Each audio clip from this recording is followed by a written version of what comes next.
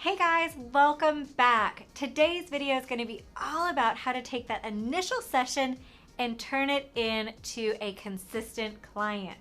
And so many of my coaching clients miss out on a couple of these things, and I don't want you guys to be one of those. So we're going to do a little bit of role play to see what it'd be like to have someone on your couch for their first appointment. Let's get into today's episode.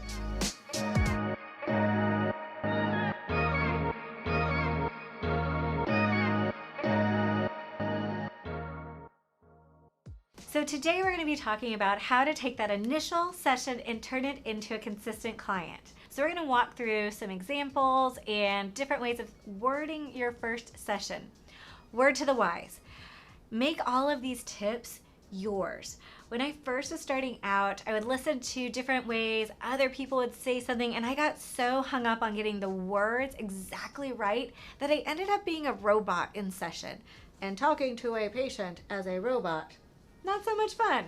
So really take all of these tips and make them yours so you're able to interact with your patients that feels authentic and more realistic. Deal? Because patients come back when they can get to know you, they like you, and they trust you. And you've got about 60, maybe 90 minutes to do all of that. No pressure, promise. So it all starts with that initial phone call.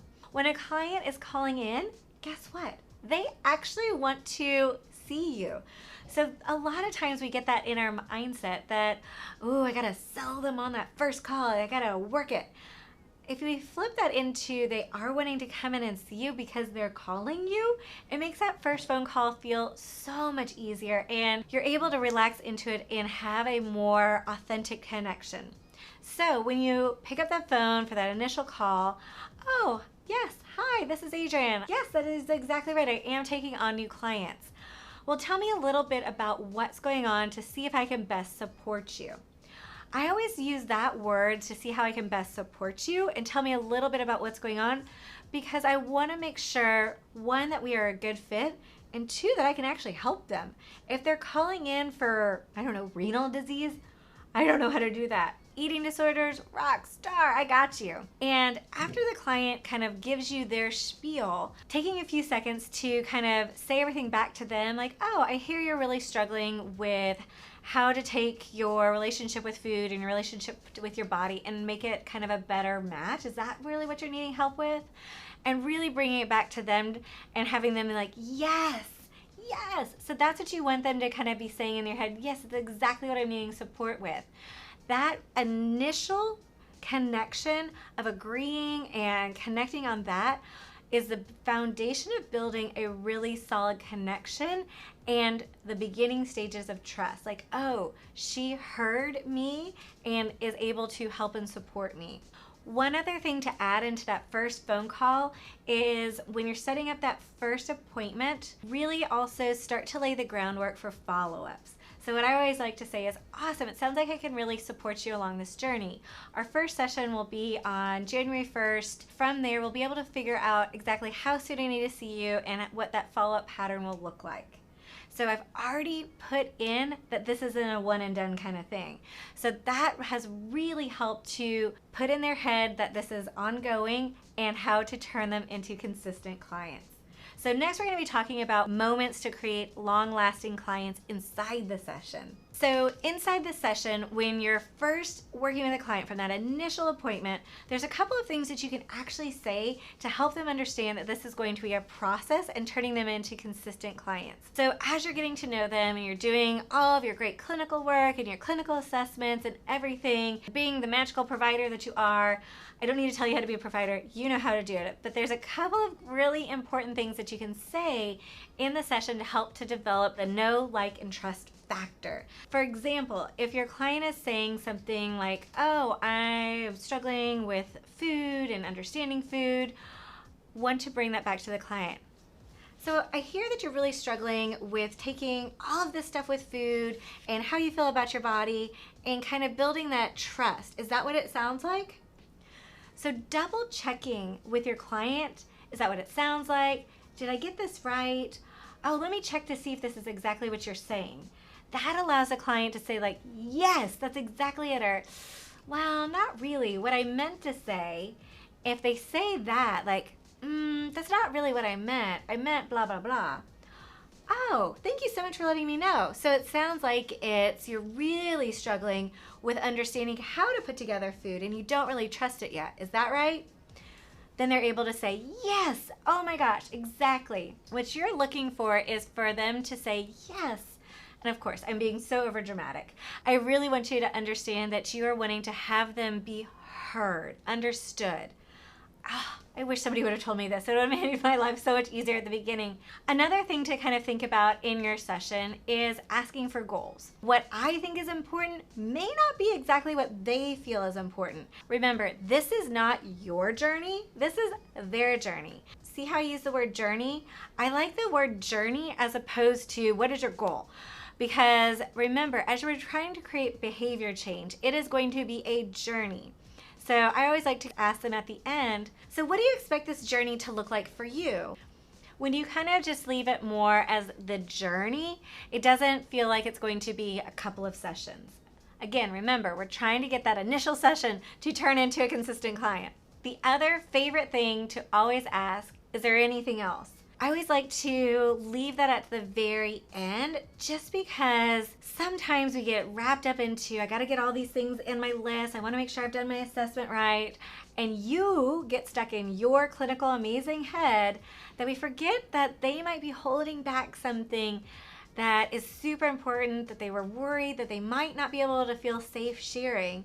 And so if you open it up and kind of like, oh, is there anything else? It really allows the client to feel that they can trust you. Awesome. Thank you so much for sharing everything today. But I wanted to double check. We've covered a lot. Is there anything else that is on your mind that I forgot to ask or that you were hoping that we would talk about that I just might have missed? By leaving it a little bit more open, it allows the client to really feel that they can breathe into that initial session. Okay, so we are ready to set up the next appointment. This is my favorite part because you get to now put on your clinical amazing hat and tell them what your clinical recommendations are. So a lot of times this is where I've noticed a lot of my coaching clients get worried. They're about to tell a patient what to do. And it feels like, oh no, I'm gonna say it wrong, or oh no, I'm gonna tell them something and they're gonna tell me wrong. Oh, I can't do that. So it's easier to have it softer. So in my experience, when working with somebody that is struggling with an eating disorder, I need consistency because a lot of things are gonna come up, and seeing you more consistently, you tend to do a lot better in the sense that you feel more support. So I want to set up weekly appointments, and then after we have that for a while, then we can assess to see if we can drop down to monthly or quarterly. But don't worry, if you're feeling you need more support, I gotcha. So that very last piece, sometimes clients get worried that they're not going to have that support from you. And so you want to make sure that you also kind of add that caveat. We're going to assess, and if we need more, awesome. So allowing that space to kind of assess. So over the years of doing this, I've also learned what not to say in a first session and how to totally have a client never come back. After 12 years, you've done a lot of things wrong. So the first thing is to make it seem so easy. Oh my gosh, you totally got that. There's nothing that I can't help you with. You're so amazing. Oh yeah, you're fine. Y'all. Everybody can use a little support now and then. So by dismissing that somebody is actually coming in and asking for help, not good. Even if they may not need to come and see you every single week, also recognizing, oh, I'd really like to check in with you. Maybe in 3 weeks, you're doing such a great job right now. I want to make sure that it stays there. It's something easier to say than, you got this. Another thing not to say in an initial session is asking versus telling somebody for a follow-up. So I would like to see you in a couple of weeks. So how does that sound to you? Maybe email me when you get home, or give me a call in a couple of weeks. Would you set up a follow-up appointment with that clinician? No way, Jose. They barely know what's going on themselves. So having that confidence and being calm and saying, oh, I really need to see you in about 2-3 weeks because I want to be making sure that everything that we've talked about today is actually following through. That feels so much more confident, and that, oh yeah, I need to make sure that I'm following up with that person in a couple of weeks. Another thing not to say in your first session is to tell them that they're wrong. And I laugh because this happens so much in my head. For example, if a client comes in and says, oh, my doctor says I shouldn't eat after 2 p.m. What do you think of that? Holy bananas, that doctor's crazy. Why the hell are you listening to them? Please don't ever say that. As much as you want to think that, oh, that's an interesting thought. I'm happy to check in with your doctor to better understand what they were talking about and really understand those medical recommendations. From my experience and my medical recommendations, I really need you to be doing this, this, and this because of this, this, and this. So professional versus what's going on in your head is pretty much how I like to think of it. No matter what a client comes in saying, you don't want to judge them and validate them, because if you say, oh my gosh, that doctor was so bananas, don't ever listen to them again, that might be their best friend, or it might be like an old family friend. You have no idea just yet. It's your first appointment. And that would just totally kill that trust factor. So again, don't assume anything and don't judge.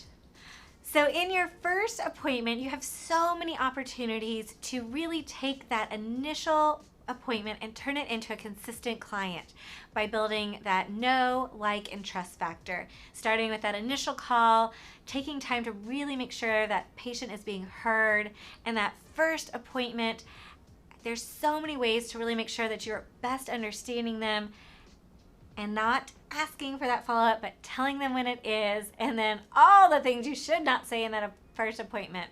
I hope that this video has been really helpful and ways that you can really implement to turn that initial client into follow-up clients. It's been so much fun hanging out with you guys today.